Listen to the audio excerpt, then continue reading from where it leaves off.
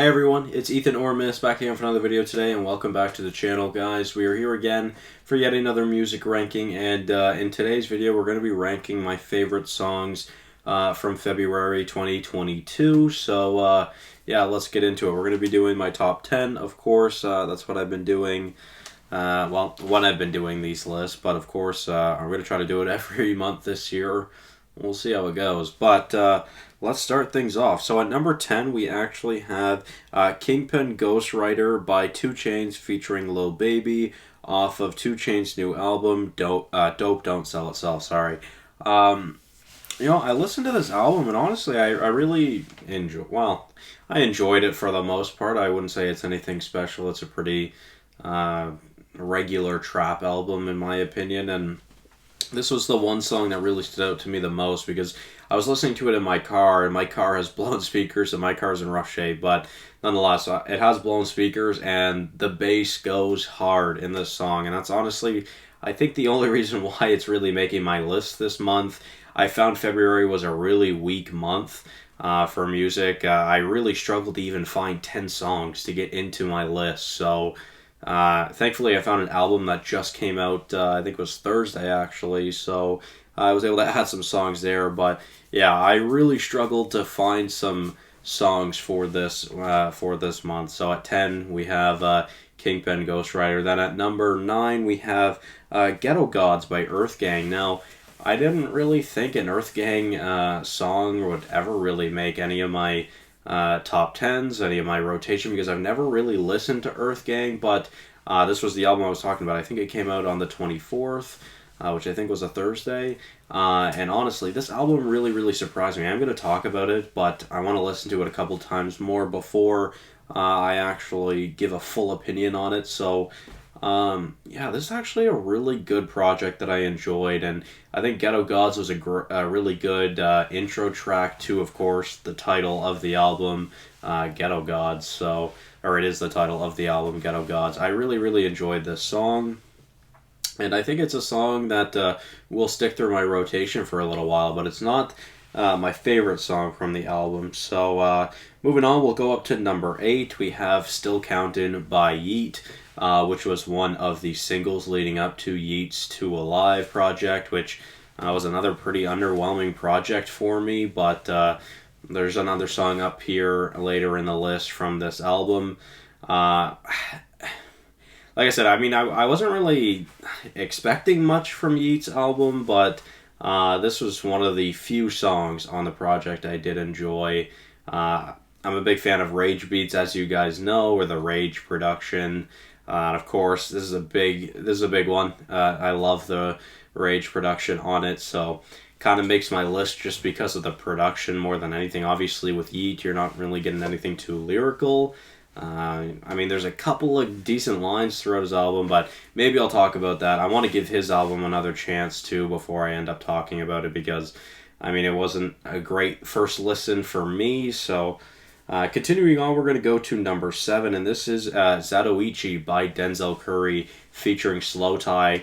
This is another song that's really surprising to me. My music is expanding a lot over the past few months, and I'm really thankful for that.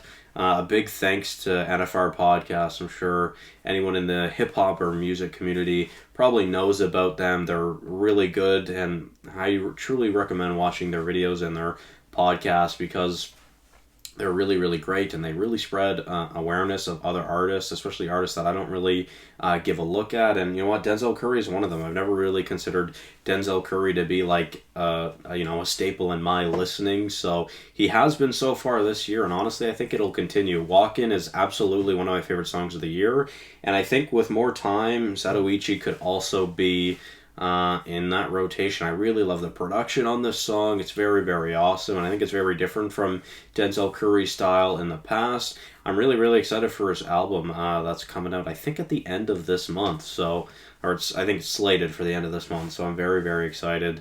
I didn't want to sleep on another Denzel Curry single, so I didn't, and this one definitely makes the list once again. Then we go to number 6. We have Do We Have a Problem by Nicki Minaj featuring Lil Baby. And honestly, I think this song could be much higher on the list if the first half of Lil Baby's verse wasn't absolutely horrible. I find he is rapping off beat, and I really don't enjoy it at all. A lot of Lil Baby's flows are really, really poor, in my opinion, especially on the first half of his verse on this song. I really, really love the production, what Nicki is able to do. And of course, you guys know me, I love the call out to Juice WRLD and Pop Smoke, so I really love that. I'm listening to it right now, it just makes me happy. But yeah, I really, really love the production on this song. And Nicki is great. Nicki's, like, undoubtedly, I think, the best female rapper to grace a microphone, really. So I like what she does before Lil Baby's verse and after, when she turns off the auto tune. And I think this is one of my more I don't know, I guess favorite Nicki songs over the past couple of years. So yeah, definitely a song that I like. But again, I mean, my biggest issue with this song is that Lil Baby's on it. You guys know, I mean, I'm sure you've heard me and my discomfort for Lil Baby. I'm not a big fan of his flows, and I haven't really been a big fan of his music recently, which really sucks because I used to really, really like Lil Baby when he was blowing up. So yeah, I mean, obviously, if you guys have heard the song, you know what I'm talking about by the beat that goes like, it's just that hard beat that goes like 6 times in a row. The first time that goes through on Lil Baby's verse, like that part, I really don't enjoy. But the second time, he is absolutely sliding on the beat, and he has the potential to be so, so great. And if he was sliding on the beat like he was in that second beat rotation, I think this would be one of my favorite songs of the year, to be honest, because when he changes his flow and goes with the beat, it's so good. But again, I feel like that's just a problem that I have. There's probably not many people that have that problem. But let's move on to number 5. We have City of Gods by 504 and Kanye West and Alicia Keys, which sounds like it's going to be on 504's new album, The Bible, which is, or I think it's just Bible actually, which is, I believe stands for Basic Instructions Before Leaving Earth, I think. Nonetheless, a really good song. I had seen a meme about this song, or someone had said it. I think it might have been NFR, actually, that had said it sounds like a mix of Off the Grid and Empire State of Mind, which I think is hilarious because it's totally true. Because, of course, I mean, Alicia Keys, Kanye, those two, and then 5-Yo, and, of course, the Playboi Carti ad-libs, which I really enjoy Playboi Carti's ad-libs. I'm really happy Playboi isn't in this song because I'm just not a fan of Playboi Carti's music. Yeah, I really, really like this because you guys know me, and every time I talk about music, basically I'll mention either a drill beat or a rage beat, and this song has both. Like, the actual verses is over like a slight rage beat, while the chorus and also in that rage beat there's the actual drill beat, and I'm a big fan of that. So the production is definitely a strong suit for this, and honestly, my biggest gripe with this song is Alicia Keys. I low-key just wish Alicia Keys wasn't on this song. I think it would, otherwise, after that, I think it would be near perfect.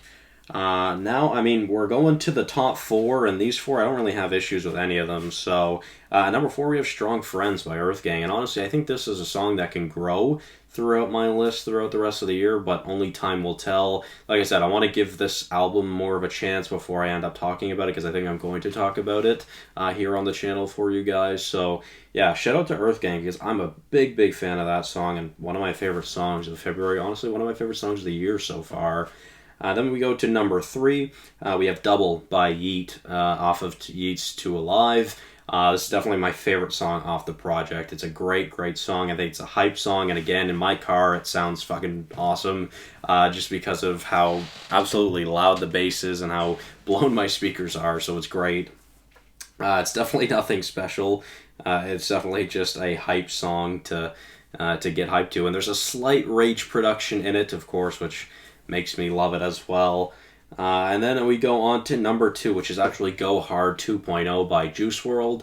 I wasn't a big fan of the original Go Hard. I'm also not really a big fan of Go Hard featuring Lil Uzi, which I guess technically that's the original. But Go Hard 2.0, that extra added verse, I'm definitely more of a fan of this one than any other version of Go Hard. And I think, I mean, it just proves how great Juice is, really. And then to finish off, number 1, we have Cigarettes by Juice WRLD, a long awaited song that I'm finally glad to have out on streaming services, because it's always been in my rotation. It was the third ever unreleased Juice song I had ever listened to. Number 1 was Robbery way back in the day, then it was Underworld, and then number 3 was Cigarettes. So I'm really glad it's finally out, and obviously going to be one of my favorite songs of the year. So thank you guys all so much for watching. Let me know your favorite songs of February, and I'll see you guys in the next one. Bye-bye.